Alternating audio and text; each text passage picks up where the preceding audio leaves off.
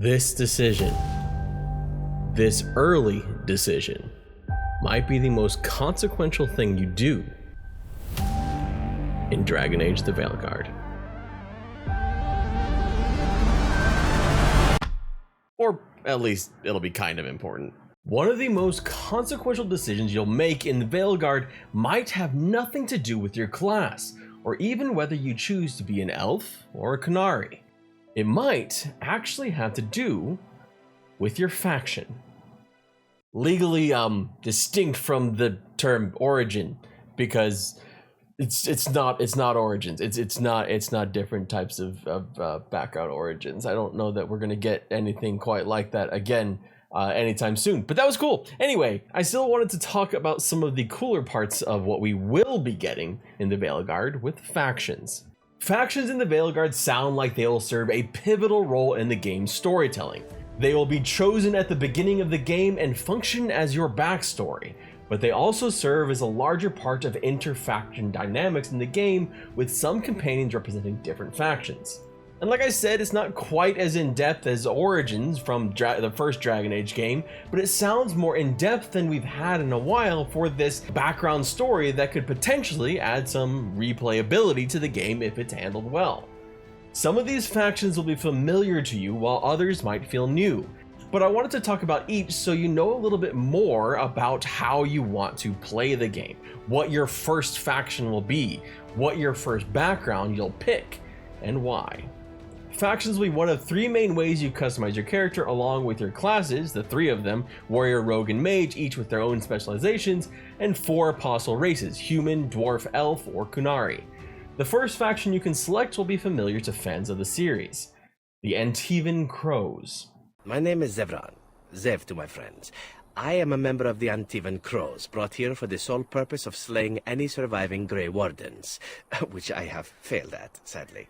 The Antivan Crows are an elite group of assassins, thieves, and spies with, honestly, just too much damn sex appeal. Oh, you're rather an aggressive little minx, aren't you? Lovely, too. They're usually made up of elves because, well, remember that sex appeal? Well, humans like elves. The Antivan Crows were originally an arm of the Chantry. Dragon Age Origins said the following about the Antivan Crows in their description of the assassin class. Anyone who is paid to kill another is an assassin, yes? In the far-off land of Antiva, such a statement would earn you only nervous looks and the rapid departure of whomever you were speaking to. There, assassination is considered an art form. The guild of assassins known as the Crows holds almost as much political powers as powerful noblemen and military commanders. Any man, it is said, exists within their reach, and the Crows have proven this adage time and time again.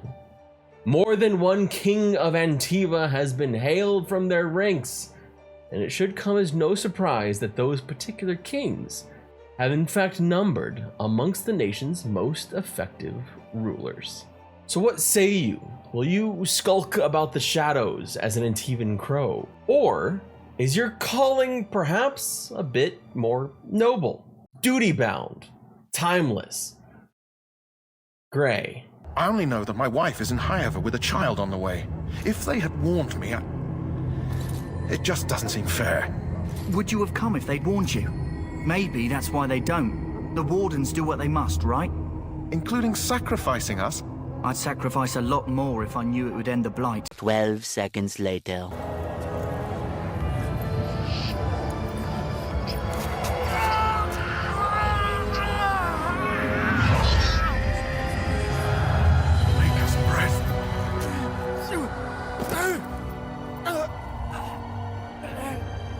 I am sorry, Davith.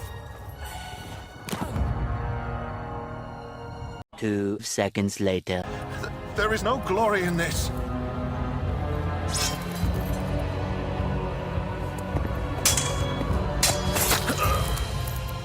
I am sorry.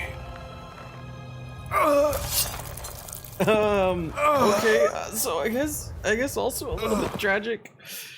Yeah, I think tragic, heroic and tragic. Ah, the Grey Wardens. Any who have played Dragon Age know well the rite of passage one must take to join the Grey Wardens, a faction sworn to fight the Blight. It's not exactly a rite of passage you can refuse. There's some really intense terms of service, I guess. In short, the Grey Wardens are an order of warriors who excel at fighting Darkspawn, the evil little zombie ghoul-like critters throughout Thedas. In Dragon Age Origins, you were a Grey Warden. In Inquisition, one of them joined your party, Blackwall. Grey Wardens are small in number but essential in defeating the Blight. In short, the Blight is when the Darkspawn find and corrupt one of Tevinter's old gods and transform a draconic creature into an archdemon to wreak havoc.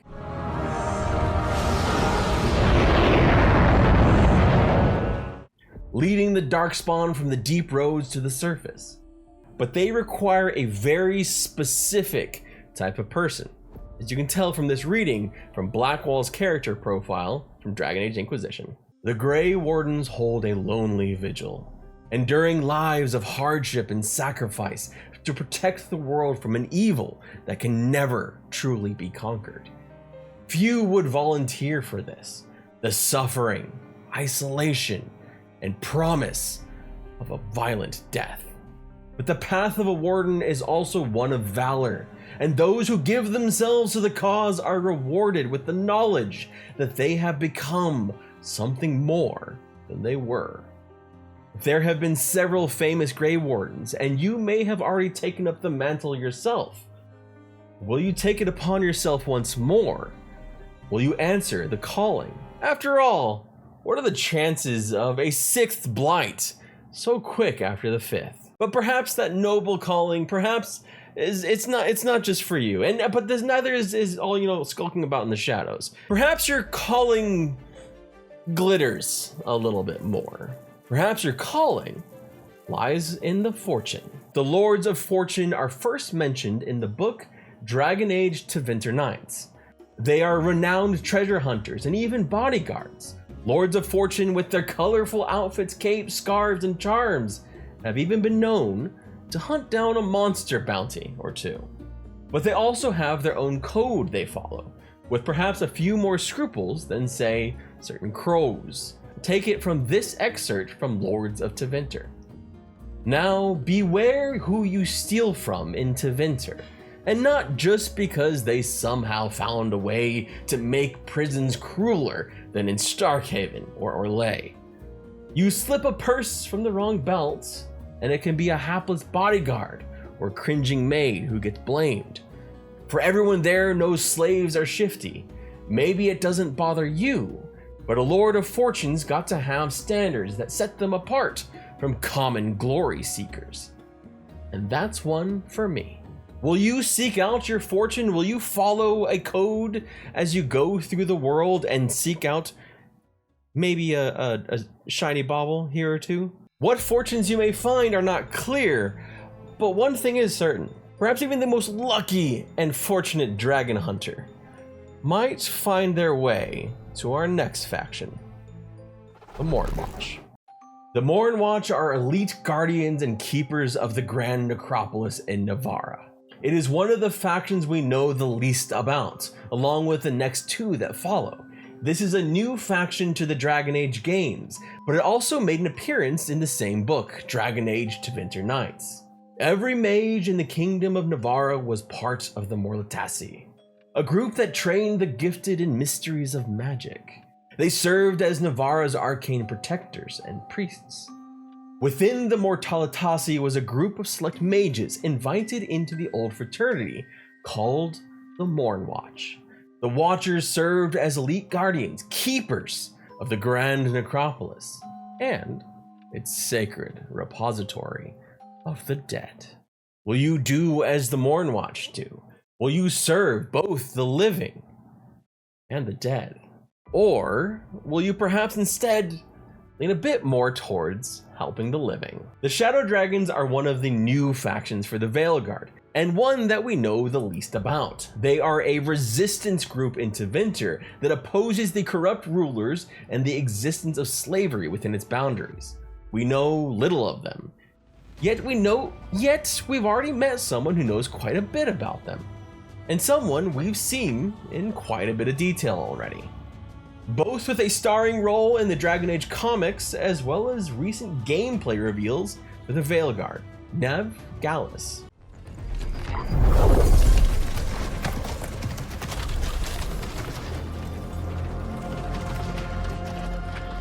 Alright, hiding. Not the worst timing. Nev, it's so good to see you. We thought the Venatori had kidnapped you. They thought the same thing. A lot of Venatori in the city have reason to hate me. Figured I'd play along. Find out who wanted to settle the score this time. Then the sky started raining demons. So I'm back on the job. Appreciate it. Rook, this is Nev Gallus, our local expert. She's gonna help us find Solus. Nev, meet Rook. Both of you have done some work for the Shadow Dragons. Isn't that a coincidence? Some old friends said if I was working in Tevinter, the Shadow Dragons are worth trusting. Nev Gallus, Varric's contract in Tevinter to assist in tracking down Solus, is a detective working for the Shadow Dragons. It is Nev Gallus who tells us that the Shadow Dragons make it their business to help those in need. Will you join the Shadow Dragons? Will you join them in their goals to bring justice and help to those in need in Tevinter and perhaps beyond? Or does your background lie with an even more mysterious faction, perhaps a braver faction even? The Veil Jumpers. The Veil Jumpers, like the Shadow Dragons, make an appearance in the missing Dragon Age comics, but they are essentially new to the Veilguard as well. Yet what they do and where they come from actually has mentions dating all the way back to 2020 with a short story from John Dombrow published on Dragon Age's official website, which is linked down below. The Veil Jumpers represent an alliance between the Daedalus mages and hunters and other non-elves who seek to contain the threat presented by the Arlathan Forest, where the world has turned upside down, where spirits roam and fierce guardians defend untold relics. A bloodthirsty forest of untold threats and dangers. As told in the story from the perspective of Strife, a Veil Jumper, about Arlathan Forest. The Sylvans fell silent. The spell was broken. But Strife knew an omen when he saw one. Something had gone wrong in Arlathan Forest. So I ask you, will you brave this forest? Will you become a Veil Jumper? Honestly, I don't think I will, because that sounds and looks scary as shit. Ah! Yeah, no. But now that you know the factions, now that you know a little bit of the background of each faction, at least with the details we have right now, what faction are you leaning towards? What faction is the one that is calling to you? Please let us know down in the comment section below, because I'd really like to know why you're choosing that faction, what excites you about that faction, and why. I look forward to reading all of your answers and seeing just what's on your mind. It is a tough decision to make, this picking a faction that's going to represent your character, and it's definitely going to have a lot of impact on your playthrough. After all, we already saw within the gameplay reveal that the fact that the Rook that was playing was a Shadow Dragon actually influenced some of the dialogue and things that we saw. So I'm really curious to see how this plays out. But for me, I'm leaning towards Grey Warden. I'd call it nostalgia, but I'm leaning that direction at the moment. Although an Antivan Crow really sounds like a lot of fun, doesn't it?